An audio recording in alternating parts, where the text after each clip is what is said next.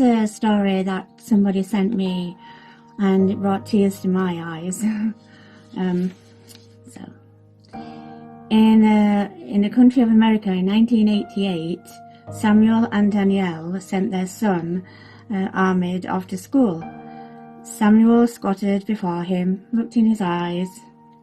"Have a good day at school, and remember, no matter what, I'll always be there for you."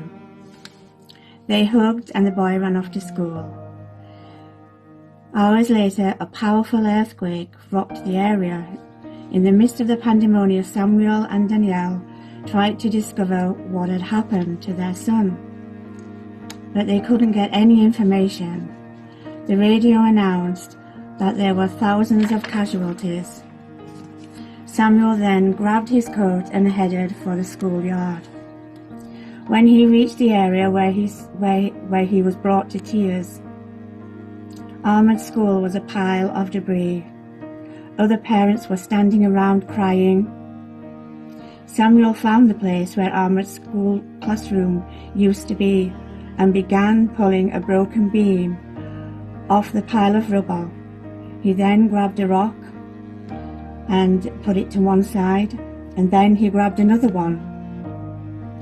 One of the parents, looking on, asked, "What are you doing?" "Digging for my son," Samuel answered. The man said, "You're just going to make things worse. The building is unstable," and tried to pull Samuel away. Samuel just kept working. As time passed on, one by one, the other parents left. Then a worker tried to pull Samuel away. Samuel looked at him and said, "Won't you help me?" The worker left, and Samuel kept digging. All through the night he dug, until the next day Samuel kept digging. Parents placed flowers and pictures of their children on the pile of ruins. But Samuel kept working. He picked up a beam and pushed it out of the way when he heard a faint cry, "Help! Help!" Samuel listened but didn't hear anything again. Then he heard a muffled voice, "Papa!" Samuel began to dig furiously. Finally he could see his son. "Come on out, son," he said with relief. "No," Ahmed said. "Let the other kids come out first, because I know you'll get me." Child after child emerged, until finally little Ahmed appeared. Samuel took him in his arms, and Ahmed said, "I told the other kids not to worry, because you told me that you'd always be there for me." 14 children were saved that day because one father was faithful. How much more faithful is our God, our Almighty Heavenly Father?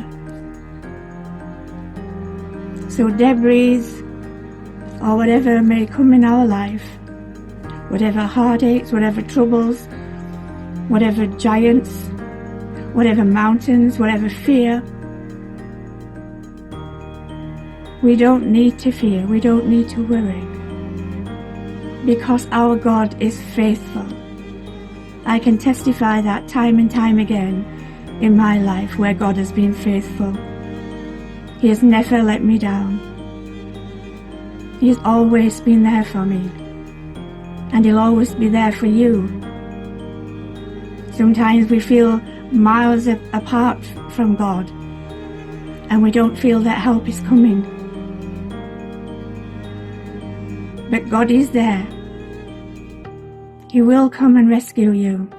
He tells us in His Word, and His promise is true. And He is faithful. He is so faithful. Never doubt that God is not faithful. He is always faithful. right to the bitter end, God is faithful. We're his children, so does he not want to love us? Does he not want to take care of us? Does he not want the best for us? Of course he does. So look to him when troubles come. Just look to him. Just cast your eyes on Jesus, because he is faithful. Thank you for listening to me. Bless you all, and I hope to see you again soon. Bye bye for now.